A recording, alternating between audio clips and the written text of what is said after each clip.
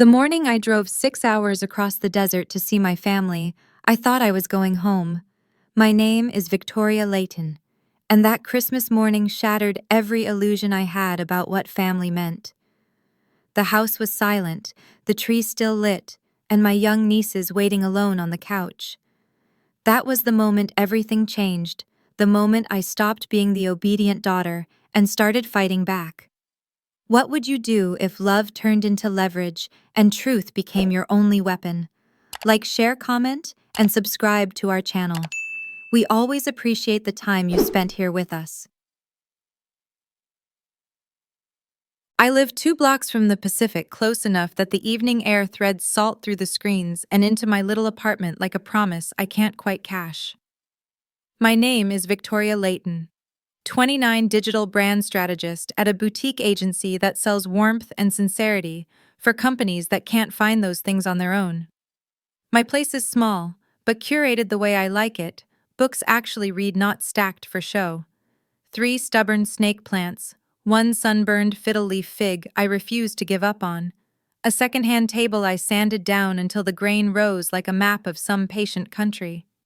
I keep the kitchen spotless, my inbox color-coded, my life trimmed to just what I can carry, without telling anyone I need help. The week before Christmas, the office smells like peppermint bark and burned coffee, and the conference room calendar is a patchwork of final calls for a campaign I built to feel like a living room lamplight. Mugs. People who see each other. The work is honest, even if the world behind it sometimes isn't.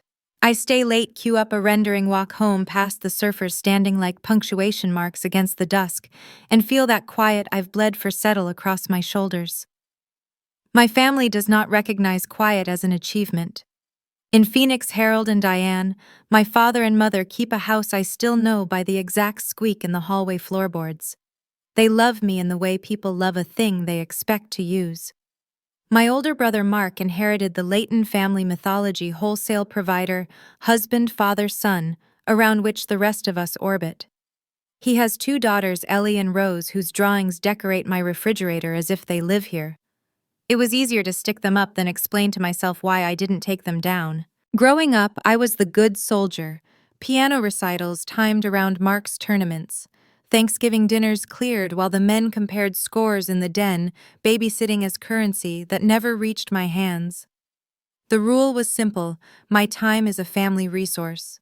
The years I spent learning to say no were treated as proof that I was broken.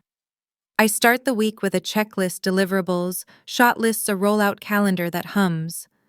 I light a candle that smells like cedar and a hint of smoke and tell myself I can finish before midnight. My phone lights up with a mom banner I've trained myself to ignore unless the message includes words like hospital or urgent. I let it ring out. It rings again. I answer. "Hi, Mom." "Hi, honey." Diane's voice lands high and bright, the cheer she puts on when she's about to relocate my boundaries. "Are you swamped? I can talk fast." "I'm on a deadline." I say calm because I've rehearsed being calm. "What's up?" "Well," she says, elongating the vowel like a bow unspooling. "Your father and I have the most wonderful surprise. We're taking a family trip to Tahoe. Cabins, cocoa, the whole Hallmark thing. A real reset. We leave Christmas Eve, back New Year's Day." I wait. It arrives like weather. "And you'll stay at Mark's with the girls, of course. They'll be thrilled, you know their routine." "I'm not available," I say. 2 words, plain. "What do you mean?" She's already offended. "I mean, I'm working through the 26th and I have plans the 27th. I won't be in Phoenix that week." "Victoria." She drops the honey. "You're choosing yourself over family again. It's 1 week. Your brother works full-time. Kayla's exhausted. They never get a break." "I work full-time," I say. "And I'm not their nanny." No one said nanny, she says, wounded in the way she gets when reality contradicts her expectations. "It's Christmas. Families show up. You know the girls adore you." "The girls do. That's what hurts." "I love them," I say. "I am not available." There's a soft clink, as if she set a mug down harder than she meant to. You need to think past yourself sometimes. This is why you're alone in San Diego with your plants. Real women don't make life so small. Real women make choices, I say, and my voice goes low enough that I recognize myself again. I've made mine. She exhales like a curtain falling. Fine. We'll figure something else out. It's just disappointing. She hangs up without a goodbye, a punctuation mark she saves for when she wants me to feel it. I stare at the screen until it fades and return to my calendar. But the old muscle memory is awake, the one that tells me I have to pay for peace by carrying the load. I work another hour, click send on the deck, and shut my laptop. On my nightstand, there's a voicemail I've never deleted. I don't have to play it. I know every note. It's from the fall of 2020. My mother's voice pitched soft. Sweetie, we just need you this one time. Your brother's job is so stressful, we raised you better than to turn your back. I press play anyway. When it finishes, I sit in the dark with the ocean as a low, steady engine and think about the sound my life makes when no one else is in it. Then I do something I've never managed. I delete the voicemail. It feels like tearing a thread that's been pulling at my sleeve for years. 5 minutes later, my phone buzzes again. My father. I let it ring and answer on the last possible beat. Hey, Dad. Vic, he says. And that nickname has the weight of Little League and the smell of grass stains. He's always the reasonable one, the mediator who hides a preference inside soft language. Your mother's riled. She thought you'd be excited to see the girls. I am always excited to see the girls, I say. That's not the question. He pauses, choosing pleasantries like tools. Listen, we do have the trip booked, but no one is asking you to watch them for a week. Someone already asked. All I'm saying, he continues, easing past the truth with the confidence of a man who's never been told no, is come over Christmas morning. Just for an hour. Presents, coffee, you know how it is. Mark and Kayla and the girls will be there. In and out. No babysitting. I promise. The word promise from Harold Leighton is a paint color that looks sturdy in the store and peels the second it meets weather. Dad, the last time I drove out just for an hour, I left at midnight carrying a sleeping child because everyone lost track of time. That was different. How it just was, he says, and the smile in his voice is supposed to be the bridge I meet him on. Honey, it's 1 hour, 10 a.m., open some gifts, give your mother a nice morning, you'll be back on the road by noon. I have work, I say, though that isn't the point. The point is not entering rooms where the rules bend around me. Of course you do, he says, gentle approval. The pat on the head of a man grateful for my accomplishments as long as they don't cost him anything. We're proud of you. Show up for an hour. Make your mother happy. I give you my word, no one will ask you to watch anyone. I lean against the window and look at the dark strip of ocean, a long quiet. Yes, I sometimes mistake for permission. My life in San Diego is built on small decisions, enacted consistently, morning runs, invoices paid on time, friendships tended without spectacle. It took years to learn that ease isn't laziness, it's craft. The old narrative climbs my spine anyway. Difficult daughter withholding sister bad woman. I push it off like a damp coat. 10 a.m., I say. 1 hour, that's my girl, he says. Merry Christmas, Vic. After we hang up, I stack their gifts on the table, Ellie's watercolor set, Rose's plush fox, a cookbook for Kayla. I know she won't open and tape the bows carefully, as if neatness could purchase safety. I set an alarm for 5 to make the drive, pack an overnight bag I don't plan to use, and rest my phone face down on the dresser, where I can't see it breathe. I fall asleep to the sound of traffic sliding along the boulevard, a river I don't have to cross, and I tell myself an hour can be a boundary if I make it one. At 3 in the morning, a dream burns me awake. My childhood hallway lights off, that same squeak in the floorboards, and a sense of being useful in the way a chair is useful. I drink water, stand at the window until the horizon glows a faint graphite, and watch the streetlights blink off like a row of apologies. At 5, I dress in jeans and a navy sweater, tie my hair back, and lift the gifts into the trunk. I turn the key. The engine catches. The ocean is a slate I'm leaving behind on purpose. I tell myself out loud 1 hour. The word hangs there visible in the cold of the car, and disappears. I pull onto the freeway while the sky is still thinking about dawn. 6 hours to Phoenix. 1 hour in the house I grew up in. I don't know yet that promises have timestamps. I don't know that some houses reset themselves the second you cross the threshold. I drive east with coffee cooling in the cup holder and the sun rising like a verdict I haven't read, and I let his word promise pace me through the dark. The desert highway is a long, sun-bleached ribbon that smells faintly of asphalt and sage. By the time I cross into Arizona, the air has changed thinner, drier, carrying that metallic heat even in winter. My father's voice replays in the background of my thoughts like a low, broken hum. Just an hour, honey. I keep driving, the sky brightening into something brittle and blue. The closer I get to Phoenix, the more the landscape rearranges itself into memory, the same cluster of palms outside the rest stop, where I used to beg for ice cream, the same low hum of radio static between stations. When I finally turn onto my parents' street, the houses are lined with identical wreaths, identical lawns, identical illusions of harmony. Their driveway is empty. No cars, no tire tracks. The sun sits high, glinting off the windows, and the stillness feels wrong. I park in front, grab the bag of gifts, and ring the doorbell. No answer. I try again, longer this time, until the echo dies somewhere inside. My stomach tightens. I use the spare key they've never bothered to hide, better than under the frog planter. The lock clicks open. The house smells like stale coffee and cinnamon candles that burned out hours ago. The living room looks staged presents under the tree stockings hung perfectly straight, but no people. Then a sound from the den, cartoon voices. I follow it. On the couch sit Ellie and Rose, still in pajamas, a blanket tangled around their legs, cereal spilled across the coffee table. Ellie looks up, surprised, then relieved. "Aunt Vicky, you came?" She jumps off the couch and hugs my waist, warm and small. Rose waves shyly, her lips sticky with chocolate milk.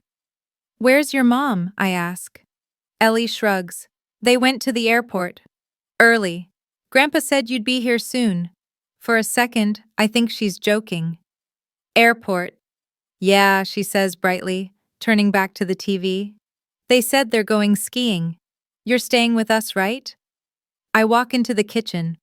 There's a note taped to the counter in my mother's neat, confident handwriting. "We left for Tahoe, early flights got moved up. You're such a lifesaver, honey. Groceries in the fridge. Girls are easy, love, Mom." A smiley face punctuates the betrayal. My eyes move to the clock, 9:13 a.m. My pulse beats hard in my ears. I open the fridge, half empty. Milk, some fruit cups, 2 eggs, a bottle of Chardonnay. No real food. A second list sits beneath the note. No sugar after 4. Bedtime. 8. Emergency numbers, only call neighbor Mrs. Ortega if truly necessary. It's signed, XOXO, Mom. Anger sharpens everything, the light, the silence, even my breathing. I take a photo of the note, the clock, the empty driveway. I take one of the girls just to document they're here, safe, but unattended. Evidence. Then I text my mother. "I'm here. Where are you?" No answer. 5 minutes later, my phone buzzes with a voice message. I press play. Her voice drips with practiced guilt. "Honey, don't make a scene. You love those girls. It's Christmas. Be grateful you can give us this gift. We'll call tonight." My jaw locks. This wasn't miscommunication, it was choreography. They planned this. The line between mistake and manipulation isn't thin, it's deliberate. I fill a pan with water, start boiling pasta for the girls, and breathe through my fury. I can't let it spill in front of them. They don't know any of this isn't normal. Ellie tells me they woke up to an empty house but thought it was part of a surprise. She shows me a card on the kitchen table. "Be good for Aunt Vicky, Santa's watching." The handwriting is my mother's again. I take a photo of that too. The smell of boiling noodles fills the kitchen. I set their plates down and text again. "You have 1 hour to get back here. If not, I'm reporting this as child abandonment." 10 minutes pass. Nothing. I open the old family laptop that still sits on the counter and check the security camera feed my father installed years ago. The files are still on the desktop. The timestamp hits me like a punch, 4:43 a.m. The footage shows my parents Mark and Kayla carrying suitcases to the SUV. They're laughing. Diane pauses to adjust her scarf, waves at the camera, then drives off. The car's taillights shrink until the feed cuts out. I sit there for a long moment, the image burned into me like a photograph left too long in the sun. My mother always said I was the dramatic one. But here it is, proof in motion. I download the video, save it to my phone, rename it christmasproof.mp4, then upload it to the cloud and email myself a copy. I'm not letting this disappear. The timer on my phone ticks down. 40 minutes left. Ellie hums while drawing snowflakes on printer paper, unaware that her parents have chosen snow somewhere else. Rose climbs into my lap and asks if Santa can find them even if Grandma forgot the cookies. My voice cracks when I say yes. 20 minutes left. My mother finally replies, "You're overreacting. Don't ruin the holiday. We'll be back soon." I type back one word. When no response, I call.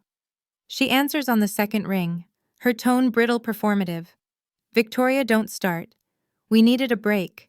The girls are fine with you. You left them alone." For 15 minutes she lies smoothly. "We were meeting the shuttle. It's been 5 hours." Silence. Then the sound of wind and voices in the background, airport noise. "Don't do this. You're being cruel." My voice goes cold. "You have 30 minutes to get back here or I call the police. I have proof. The footage, the note." "Don't test me." She gasps like I've slapped her. "How dare you threaten your own family on Christmas?" "You abandoned children," I say. "Your grandchildren." She hisses something I can't quite catch before the call ends. I start the timer again. Ellie asks if Grandma's mad. I tell her Grandma just needs to come home. 10 minutes. My father calls. "Vic, let's be reasonable. You promised me 1 hour, not this. You'll blow this out of proportion." "It's already blown," I say. I hang up and dial 911. My hands shake, but my voice doesn't. "This is Victoria Leighton. I'm reporting 3 minors left unattended by their guardians since early morning. I have proof of departure times." The dispatcher's calm, professional tone steadies me. They say an officer will be sent to verify. I feed the girls again, check their coats, and wait by the window. The sound of a distant siren starts faint, growing closer. My phone lights up again, my mother calling non-stop now, each message more desperate than the last. The final one is a whisper edged in panic. "Victoria, don't you dare. Don't ruin us over a misunderstanding. You'll regret this. We'll fix it when we're back." I hit record. "You already made your choice," I say to the voicemail, my reflection ghosted in the glass. "I'm just making mine." The sirens are near now, the red-blue light beginning to pulse at the edge of the street. Ellie runs to the window. "Is Santa coming?" she asks. I tell her to stay back and take one last photo of the note on the counter. The timer buzzes on the counter just as a car screeches into the driveway, the sound of gravel grinding under its tires. 8 minutes too late. The tires hadn't even stopped spinning before my mother threw open the car door. She came out in a flurry of cold air and perfume coat, half-buttoned, her voice already trembling with accusation. "What have you done, Victoria?" Her lipstick was perfect, her face composed for damage control rather than apology. My father followed slower with that stiff posture that said he wanted this to be over before it started. Behind him, Mark's voice carried from the driveway, too loud, already defensive. "Are you insane? You called the cops on your own family." I didn't answer. The sirens cut off and 2 officers stepped from their cruiser, scanning the scene.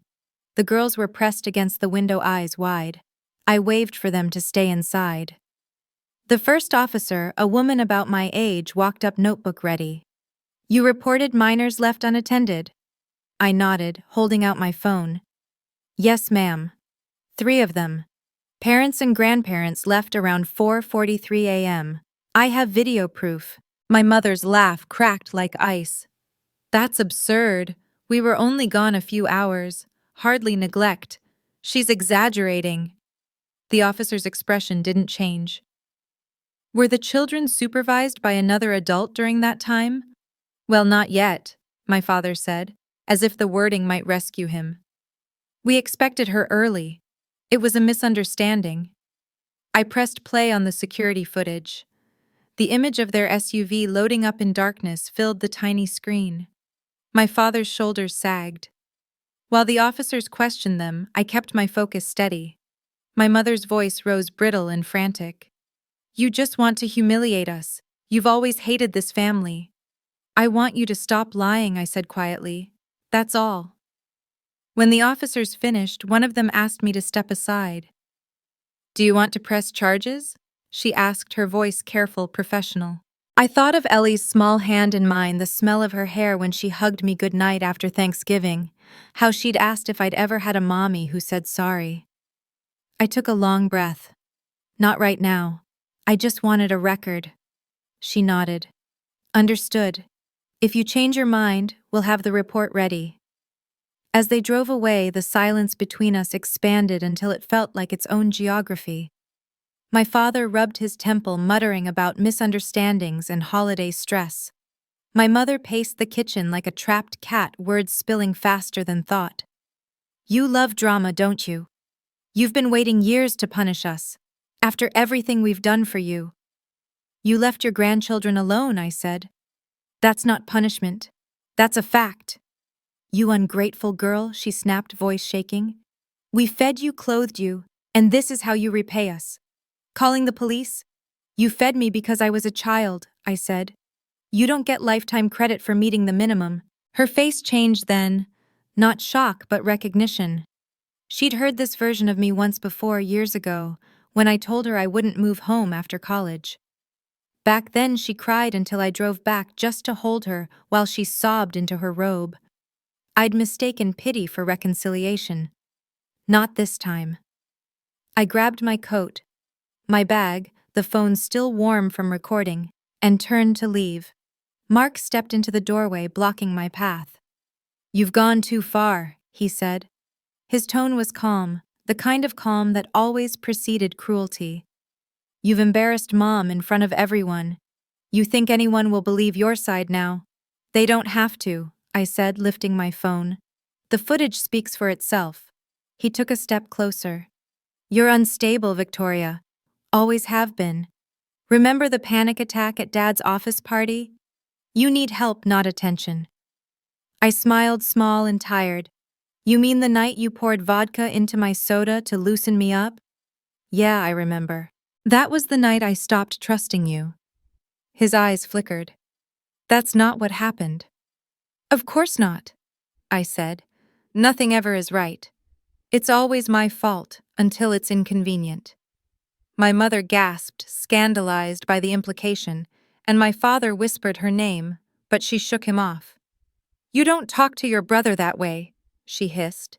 "He has a family to protect. And I don't—" I asked, "Who protects me?" The words hung there, too real for her to process.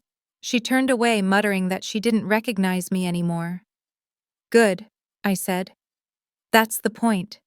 I opened the door. "Don't you dare walk out," my father said. His voice carried the authority that used to keep me still, but it didn't land the same way anymore. "I'm not staying in a house that uses guilt as currency," I said, stepping outside.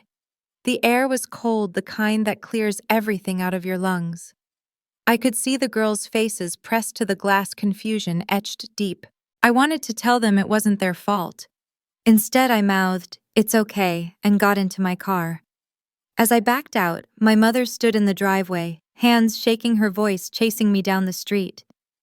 "Family remembers betrayal," she shouted, her silhouette growing smaller in the mirror. "You'll regret this." I turned the corner and didn't look back. The desert stretched wide and merciless around me. I drove until the houses thinned and the sky bled into a bruised orange, until the anger drained enough for clarity to return. At a rest stop outside Gila Bend, I parked, turned off the engine, and sat in the quiet. My phone buzzed, a new message from my mother, but I didn't open it. Instead, I saved every piece of evidence to an encrypted drive: the note, the video, the call log, the texts.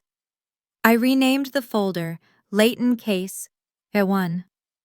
For the first time, the word case didn't feel dramatic, it felt necessary. When I finally got back on the freeway, the sun was sinking behind the mountains. My pulse slowed, my breathing evened out.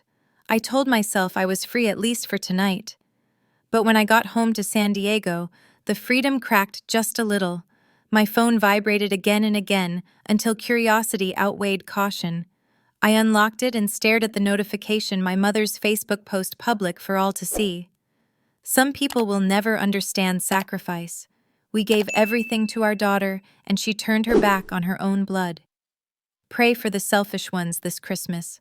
Hundreds of reactions, already sad faces, praying hands, comments from her church friends saying things like, "Stay strong, Diane, and you raised her right. Sometimes they just stray." The old nausea came roaring back.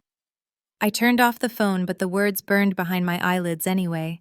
I wasn't surprised. I'd crossed the line, and she would spend the rest of her energy painting me as the villain who made her do it. I poured a glass of water and sat by the window, staring at the Pacific and its endless rhythm. I thought of the girls asleep in that house and wondered if anyone tucked them in after the chaos ended. Probably not.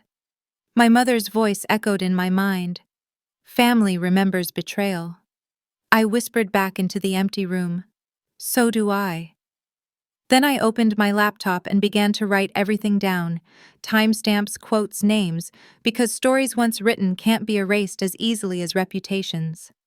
2 days passed before I realized my mother's post wasn't just a tantrum, it was a strategy. By the time I woke up on Monday, 3 of her church friends had shared it, each adding a comment about modern, ungrateful children. My inbox overflowed with messages from relatives I hadn't spoken to in years. Some were polite, some condescending, but all carried the same tone: make peace before you ruin the family. I spent the morning documenting every screenshot, every timestamp before taking a walk to the edge of the bluff. The ocean was a constant I could count on. My family never was. The longer I stood there, the more something hardened in me, a calm, deliberate fury. They had humiliated me publicly again, and this time, it wouldn't dissolve into silence. That afternoon, I received a call from an unfamiliar number. "Ms. Leighton, this is Officer Daniels from the Phoenix Police Department. We need a brief follow-up on your Christmas Day report." My chest tightened. "Of course," I said. He explained they'd confirmed the report of unsupervised minors and had filed an official warning to both parents. They were less than cooperative, he added delicately. "But your documentation was clear. It's on record."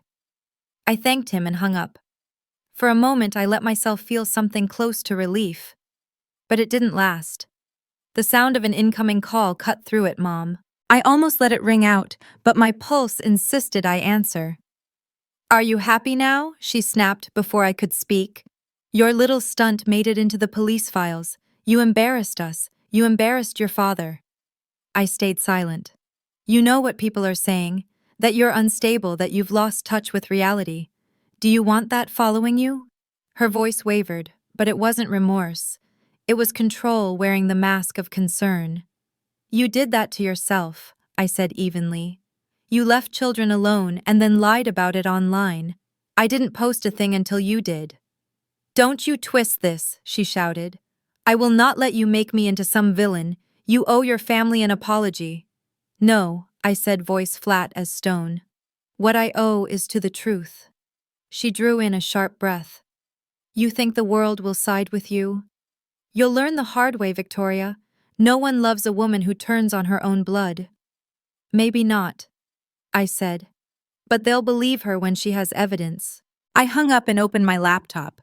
I uploaded everything, notes, photos, videos, to a secure drive and shared it with a friend in legal at my firm just in case. I told myself I was done, that I'd said my piece. But the world has a way of testing your conviction right when you think you're steady. 3 nights later, a text lit up my phone at 2:14 a.m. from an unknown number. "You'll regret what you did. We're coming to get the rest of the story out." I stared at it for a long time before realizing the area code was local to Phoenix. I turned on my desk lamp, pulse hammering. Within minutes, my phone buzzed again, this time a call. My brother's name glowed across the screen. Against better judgment, I answered. "What do you want?" I asked. To talk like adults, he said, his voice soft and venomous. You think you're clever, but you've crossed a line. Mom's getting messages from people asking if we abandoned our kids. Do you understand how that looks? You're destroying this family's reputation. You did that yourself, I said. I just reported what happened. You're sick, he said. You've always been jealous of Mom, of me, of the life we built while you were off playing pretend at that little job of yours. I laughed once quietly. My job pays for my life. You're just angry I won't bankroll your mess anymore. He didn't reply, and for a second I thought he'd hung up. Then came the words that cut deeper than I expected. You'll die alone, Victoria, and no one will come to your funeral because you burned every bridge that mattered. I ended the call without a word, but the silence after felt colder than I'd imagined. I went to the balcony, the city lights flickering below, and let the night air cool my anger until it felt almost clean. That was the last time I answered any of their calls. The next morning, I drafted a simple post, measured factual, no emotion. Since my family has chosen to discuss private matters publicly, I'm sharing the truth for clarity. I attached the photo of the note left on the counter, the video clip of the early departure, the timestamp from the security footage. No captions, no accusations, just evidence. I hit post, then muted every notification and went for a walk. By the time I returned, the post had been shared over 100 times. Comments filled the thread, most from strangers. This happened to me too. You're brave for standing up. Family doesn't mean servitude. A few called me cruel, heartless, but the tide had already turned. The narrative wasn't theirs anymore. By evening, my mother's original post was gone. Her profile disappeared altogether by nightfall. My father's account followed soon after. My brother, however, wasn't done. He uploaded a screenshot of a text badly edited, but designed to look like me agreeing to babysit. I could almost admire the audacity if it weren't so pathetic. I didn't respond. I didn't have to. The timestamp on the fake text was off by 3 hours, and internet sleuths noticed. Within an hour, comments under his post filled with phrases like, "This looks photoshopped," and "bad liar energy." By midnight, he deleted that too. That should have been the end, but when you've lived your life in a family built on control, every victory feels like blasphemy. The next day, I received an email from an unknown sender. You've made your point. Stop before this gets uglier. Attached was a single image, a still frame from the security footage. I'd uploaded my mother's face frozen mid-laugh as she closed the SUV door. Beneath it, in bold family, is forever. It didn't scare me. It clarified things. This wasn't about peace. It was about power. And power is only scary if you still believe they can take something from you. I called the police department again, spoke directly with Officer Daniels, and forwarded the email. He promised to note it under harassment and offered to connect me with a legal advocate if the threats continued. You're doing the right thing, he said. Most people stay quiet. After I hung up, I sat in the dark for a long time. My phone vibrated again, new notification. This time it was from a local journalist who'd seen my post. Ms. Leighton, I'd like to discuss your story, especially the video. I think people need to understand what happened. I stared at the message, the cursor blinking beside my unsent reply. I didn't know what I wanted to expose them or to be left alone. But I knew one thing for sure: silence had never protected me. Truth had. I typed back, "I'm available tomorrow morning." Then I closed my laptop and watched the dawn come up over the ocean, the horizon bleeding gold into steel. The world outside was calm again, but I knew the next storm was already gathering, this time one I wouldn't hide from. When the article went live, I wasn't ready for how fast it would spread. The journalist, a woman named Nora Kemp, wrote it clean: no tabloid spin, no embellishment. The headline was simple: Woman abandoned with nieces on Christmas morning exposes family's neglect. By noon, it had been shared across local news pages, and by evening, it was trending. I watched the numbers climb from my apartment in San Diego, every refresh a strange mix of vindication and nausea. The photos I'd provided, screenshots, timestamps, the note on the counter, were all there in black and white. The internet had a new villain, and her name was Diane Leighton. At first, I didn't post anything. I thought maybe silence would speak loud enough. But when my mother resurfaced 48 hours later with a new account and a carefully worded rebuttal, I understood she'd never let the story rest. Her post was longer than the article itself. "I am devastated," it began. "As a mother, I did what any parent would do, trusted my adult daughter to help care for her nieces for one morning while we handled a travel emergency. I never imagined she'd twist it into something hateful." She went on to imply that I'd struggled with mental health challenges for years, that I'd sought attention through conflict. Then she ended with a line that made my blood run cold: "Pray for her healing. We still love her even when she cannot love us back." It was a masterstroke of manipulation, the same tone she'd used my entire life, gentle cruelty wrapped in self-sacrifice. Within hours, her new post had hundreds of sympathetic comments. "So sad. She sounds troubled. You're such a strong mother." It was happening again. She was rewriting me in real time. I closed my laptop, hands trembling, and realized this was never going to stop until I made the truth undeniable. That night I brewed coffee and started building my own post. No anger, no heat, just documentation. I began with one sentence. "Because my mother has chosen to discuss this publicly, I am responding publicly with facts." Then I attached everything: the note, the video, the timeline, the 911 report, and the officer's confirmation. I didn't add commentary. I just stated the truth piece by piece, each one linked to evidence. Before I hit publish, I hesitated. There's a certain grief in knowing that the moment you defend yourself, you become the villain in someone else's version. But I hit post anyway. The backlash was instant and electric. Thousands of shares, hundreds of comments. Most were supportive, but a few were vicious. Some people called me ungrateful. Others said I should forgive and move on. Yet beneath the noise, something powerful was happening. Strangers began sharing their own stories. "My mom did this too. They always call us crazy when we set boundaries. You're not alone." I scrolled through them for hours, eyes burning. For the first time, I didn't feel like I was screaming into a void. By the next day, local reporters had picked it up. Podcasts debated it. One headline called it "The Christmas Abandonment Case, a Family Split by Silence." My mother deactivated her new account by noon. But Mark wasn't finished. He posted on his business page a smug photo of his family smiling in front of their decorated tree with a caption, "Don't believe everything you read. Some people live to tear others down." Then he shared a fabricated screenshot that supposedly showed me texting Kayla offering to watch the girls anytime. The timestamp was wrong, but he'd counted on no one noticing. He underestimated the internet. Within an hour, commenters zoomed in on inconsistencies: the wrong font, the mismatch in background color, even the way my name was spelled. By evening, his company's Yelp page was flooded with one-star reviews calling him a liar and a fraud. I didn't celebrate. I just watched, tired. My mother had always said I was too sensitive, that I overreacted. Maybe I had been sensitive, but sensitivity is how I learned to read danger early.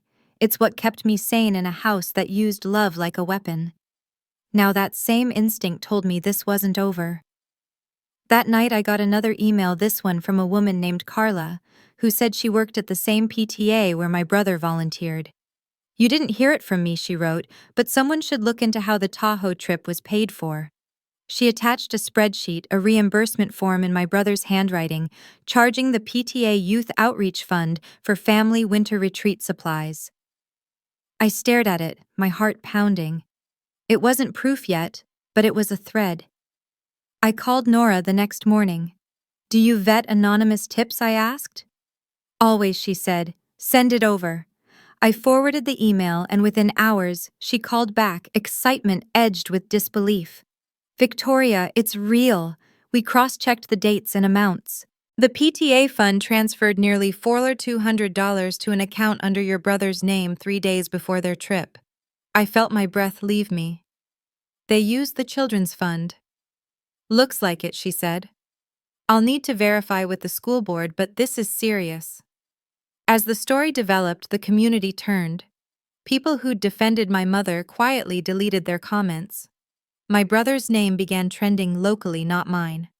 By Friday, his company issued a bland statement about temporary leave due to personal matters. I didn't smile. It wasn't victory. It was exposure. The kind that strips everything bare, even the parts of you wanted to keep hidden.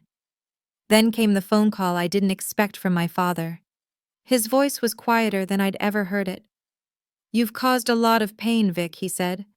"But you've also forced truth where we've been avoiding it." I didn't answer.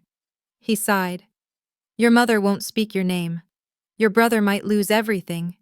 You could stop this. You could tell them it's enough." I stared out at the ocean, silver and endless. "You want me to save them?" I said. "Yes," he said softly. "Like you always have."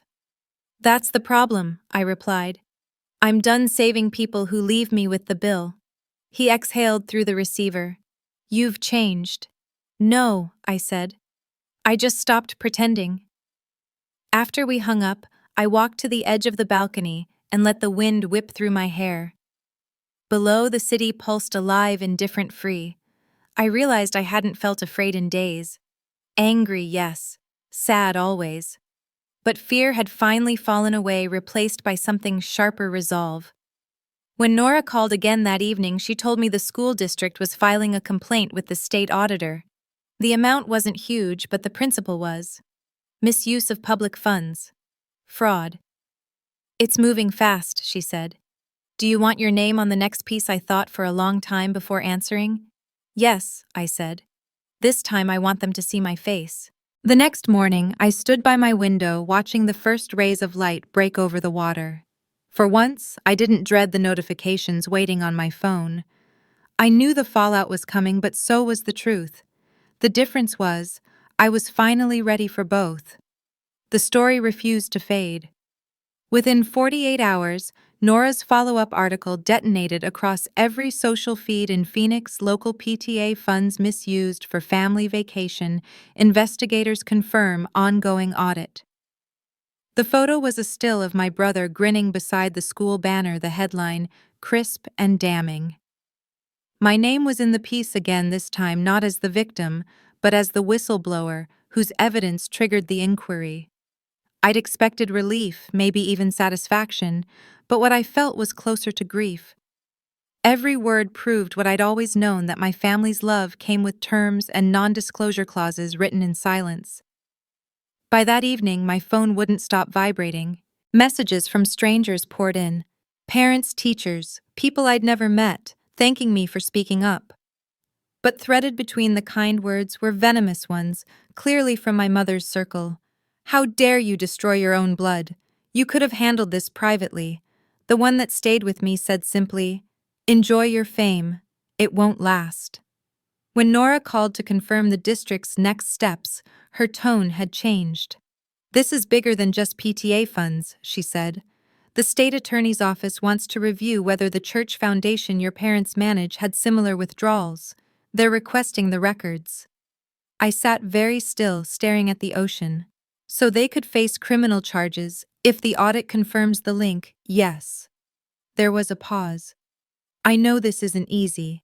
Do you want me to keep your name in future updates?" I thought about it and said, "Yes, I'm not hiding anymore." The next morning, the retaliation began. Someone leaked one of my old journals, handwritten pages from when I was 21, the year I left home for good. In it, I'd written about panic attacks, depression, and the guilt of saying no to my family. A blog under my brother's company domain posted grainy photos of those pages with the caption, "The truth about our hero."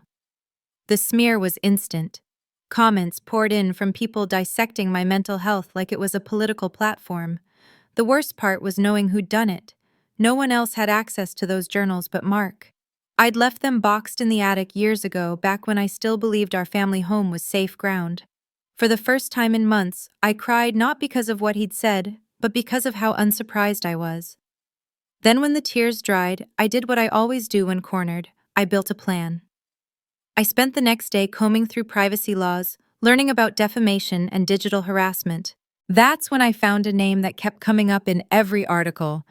Alicia Kerr, a civil attorney in San Diego, who'd built a reputation defending victims of cyber defamation. I sent her an email with the subject line, "Family harassment case need consultation." She replied within the hour, "Come in tomorrow at 9." Alicia was calm, analytical, the kind of woman who wore precision like armor. After listening to everything, every call, every leak, every manipulation, she nodded once. "You have a case," she said. "Actually, two. Defamation for the false public statements and invasion of privacy for the journals. We'll start with a restraining order.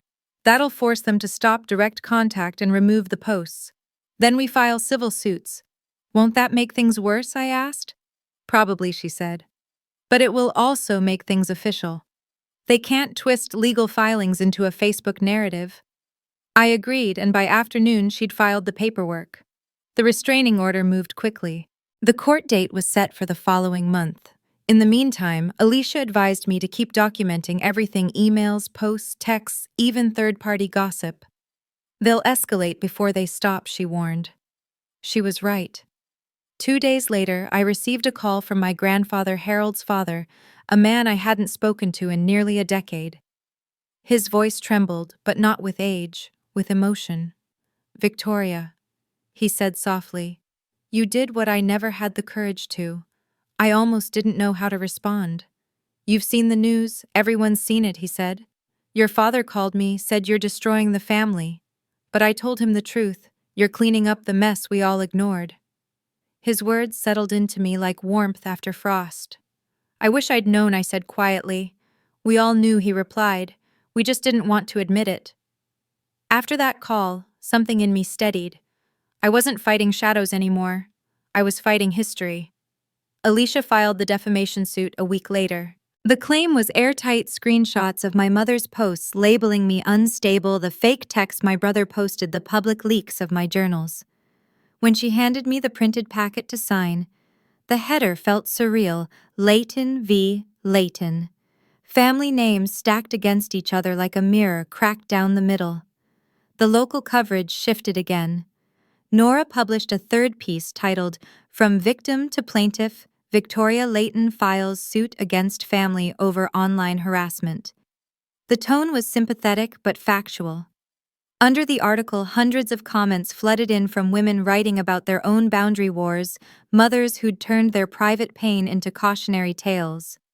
For every insult, 10 voices rose in support. A week later, the first hearing came and went. My mother didn't show, claiming illness. My brother appeared stone-faced, his attorney doing all the talking. Alicia dismantled their statements one by one, her voice steady as a blade. When the judge asked whether I feared for my safety, I said no, but I feared for my peace. That seemed to land. The temporary restraining order was granted on the spot, with a follow-up hearing scheduled for a full injunction. That night, I walked down to the shoreline, let the Pacific water numb my ankles. For years, I'd thought freedom meant escape. Now I realized it meant evidence, the paper trail that proved I wasn't crazy, that what I felt had always been real. My phone buzzed with a text from Alicia. "Great progress today. Next step, discovery. We'll need their financial records." I stared at the screen, the word discovery glowing like a key. The next morning, Alicia called again. "You might want to sit down," she said. "The audit just came through.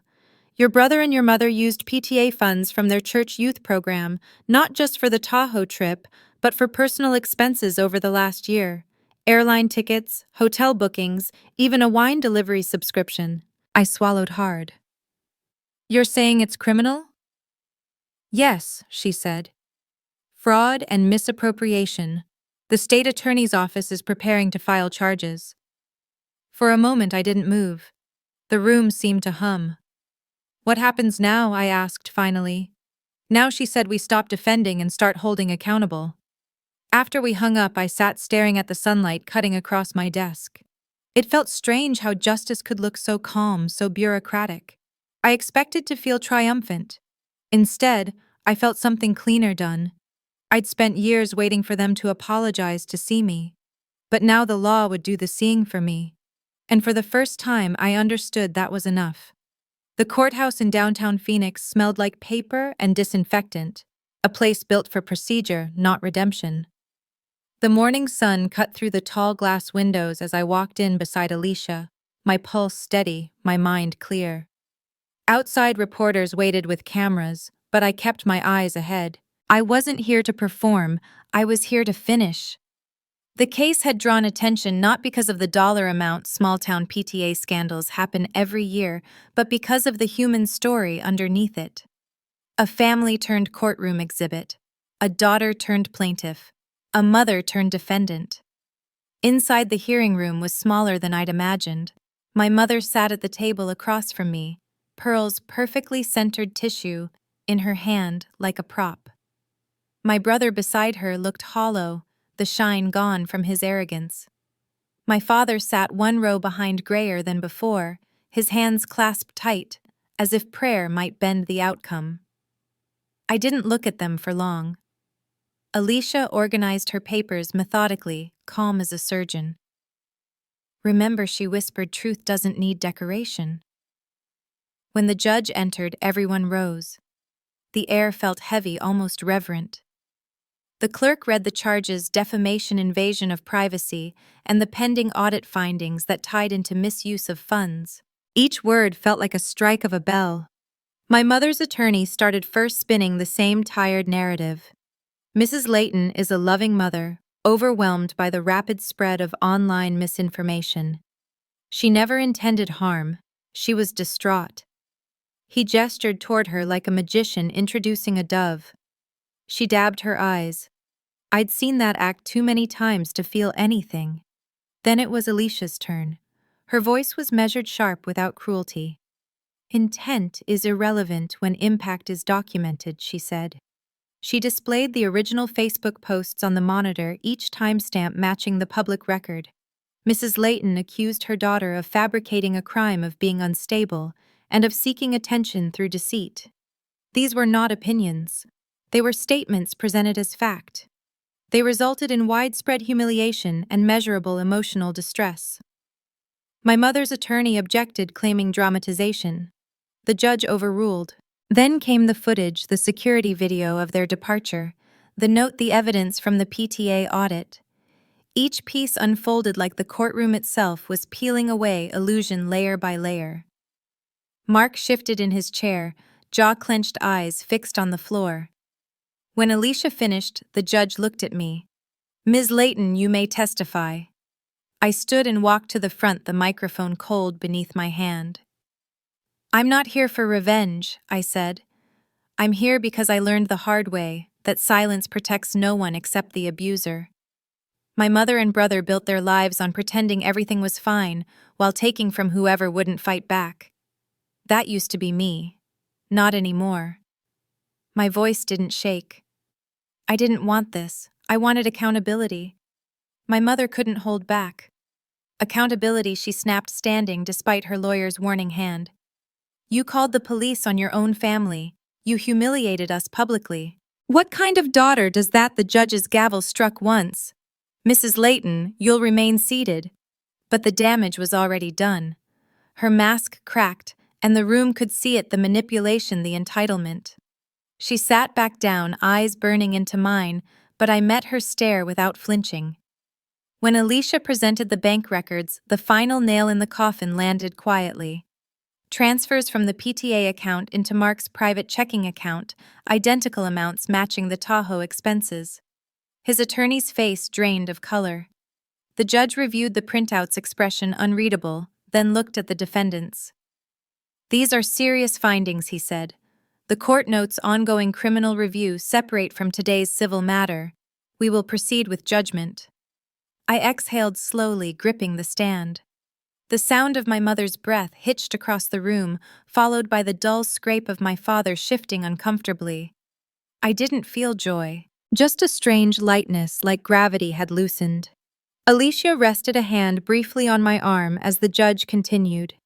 Based on the evidence presented, this court grants a permanent restraining order against the defendants, Diane and Mark Leighton, effective immediately.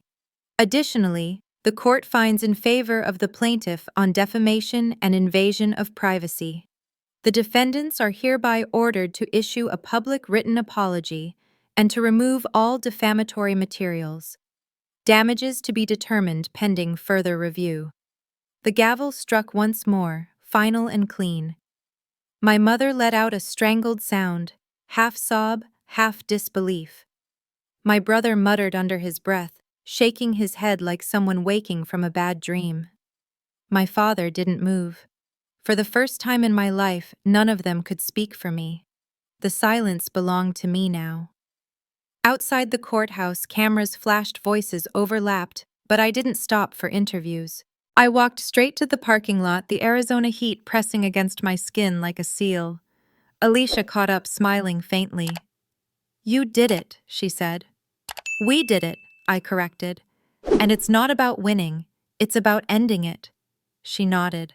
"That's what justice is supposed to be." As we reached her car, a familiar voice called my name. I turned to see my grandfather standing by the sidewalk, small against the bright glare, wearing the same worn hat he'd always had at family barbecues. "You look just like your grandmother did when she finally left," he said softly. I hugged him without thinking, the first real embrace I'd had in months. "You shouldn't have to carry this alone," he said, pressing an envelope into my hand. "She would have wanted you to have it." The handwriting on the front read, "For Victoria, your next chapter." That evening I sat in my hotel room, the city humming outside, and opened the envelope. Inside was a deed to a lake cabin in Prescott, signed over from my grandparents' estate. A note fell out. "Somewhere that's yours. Somewhere no one can follow." My throat tightened. It wasn't about property. It was about belonging, something that had never existed in the Leighton house. When Alicia called to tell me the church had suspended my parents from their board and the state was pressing formal charges against Mark I didn't feel triumph. I felt peace. The kind that doesn't announce itself, just settles. My family's empire of appearances had finally collapsed, and I'd survived the wreckage. As the desert sun dipped below the horizon, I packed my suitcase and placed the deed on top. Tomorrow, I'd drive north to Prescott. I'd sign the final papers, close every loop that needed closing. I looked out the window at the fading light and thought of Ellie and Rose, the only ones I still cared to keep connected to.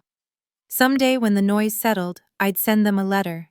Not about revenge or guilt, but about boundaries, courage, and the quiet power of saying no. The trial was over, but my story wasn't.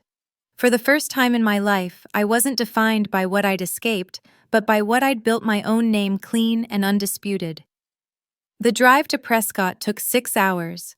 The desert stretched wide and bare, a landscape that stripped you down to what was necessary. The road climbed slowly, winding into pines that whispered of snow even when the sun was still warm. I didn't turn on music. I wanted to hear the quiet, to let it settle in my bones. When I reached the cabin, it stood exactly as my grandfather described it: 2 stories of weathered cedar, a stone chimney, and a deck that looked out over a frozen lake that glimmered like glass under the pale winter sun. The deed sat on the passenger seat beside me, official and unassuming, a symbol of something I never thought I'd own: a space without obligation. Inside, the air smelled of old wood and pine resin. Dust coated the shelves, but the furniture was solid, handmade, built to last. There were photographs on the mantel, my grandparents in black and white, my father as a child holding a fishing rod, my grandmother smiling in a way I'd never seen her smile in real life. She'd left the family decades ago after years of what relatives called difficult differences. No one ever said what that meant. Now I understood. Sometimes leaving isn't rebellion, it's survival. I spent the first few days cleaning, patching, reclaiming the place inch by inch. The quiet was different here, not empty, but alive. The first night I built a fire, watched the flames shift through every shade of orange, and felt something unwind in me that I hadn't realized was still wound tight. For the first time in years, I didn't check my phone before bed. I didn't scan for updates or brace for incoming attacks. Silence no longer felt like waiting for impact. It just felt like silence. A week later, The mail arrived forwarded from San Diego. Among the bills and legal notices was an envelope postmarked Phoenix written in a childish scrawl. Ellie's handwriting. Inside was a folded piece of lined paper with colored pencil drawings of mountains, trees, and 3 stick figures, 2 girls and a woman between them. Underneath she'd written, "We miss you. Grandma says we can't call, but I'll write anyway. Love Ellie and Rose too." My throat tightened. I traced the small hearts she'd drawn along the border, each one slightly different. I didn't cry. I just sat at the table holding the letter like something sacred. I wrote back that night, careful and measured, not to mention the adults at all. "I'm proud of you. You're brave and kind. I have a cabin by a lake with a big porch. Maybe one day when you're older you'll see it. It's peaceful here. There's room to breathe." I mailed it the next morning, walking through snow so light it felt like ash on my coat. I didn't know if she'd ever get it, but the act of writing was enough. As the weeks passed, the legal noise faded into background static.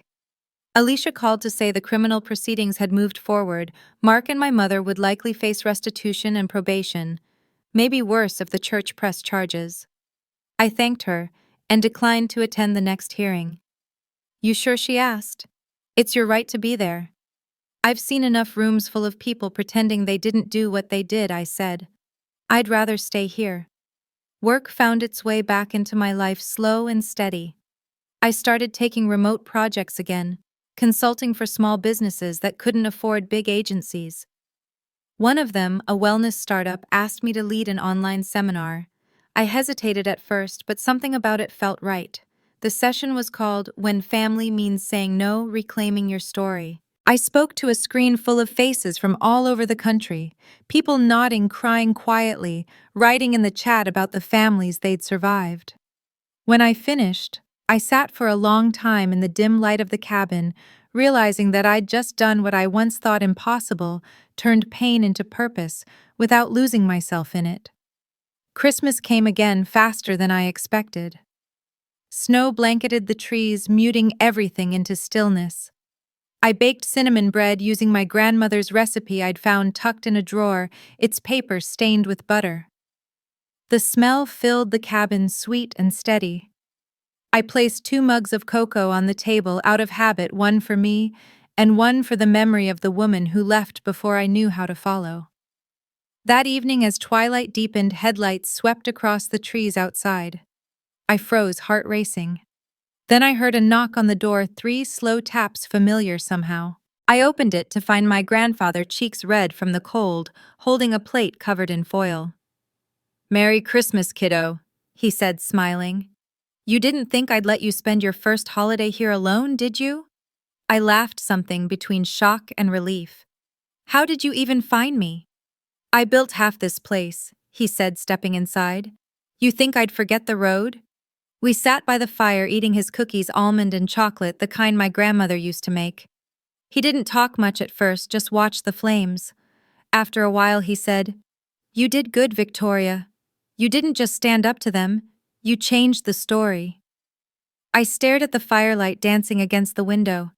"It doesn't feel like victory," I said. "It feels like aftermath." "That's what healing is," he said. "Aftermath that doesn't control you anymore." Later, after he left, I stood on the porch and looked out at the frozen lake reflecting the moon. The sky was clear, every star sharp and patient. I thought about how my life had once revolved around managing other people's chaos, how I'd confused duty with love, silence with peace. Now the boundaries were real, not walls, but fences with gates I controlled. I could open them, I could close them. That was freedom. I went inside, poured another cup of cocoa, and sat by the fire with my journal. The last page was blank except for a single line I'd written weeks earlier. Freedom wasn't walking away from my family. It was walking toward myself. I underlined it once, then added, "And the road finally ends somewhere I can stay." Outside, the wind moved through the pines like a song without words. I closed my eyes and listened, not to what was lost, but to what remained. The quiet didn't ask anything of me. It didn't accuse or demand. It just existed, wide and alive, the way I finally felt inside. When I blew out the candle beside me, the room slipped into darkness, but it didn't feel lonely. It felt earned. Somewhere beyond the trees, an owl called a low, steady sound that faded into silence. I whispered into the dark, not to anyone in particular, I'm home. Then I sat back, letting the fire burn low, the light flickering across the old wooden walls, and for the first time in my life, the night belonged entirely to me. And with that final breath of freedom, Victoria's story closes on the quiet power of reclaiming her life, proof that peace can begin where family ends. If this story moved you, make sure to subscribe for more powerful tales of betrayal, justice, and redemption. Leave your thoughts below. We read every single comment you share. Thank you for listening. This has been a story from Revenge Hour. We'll see you next time.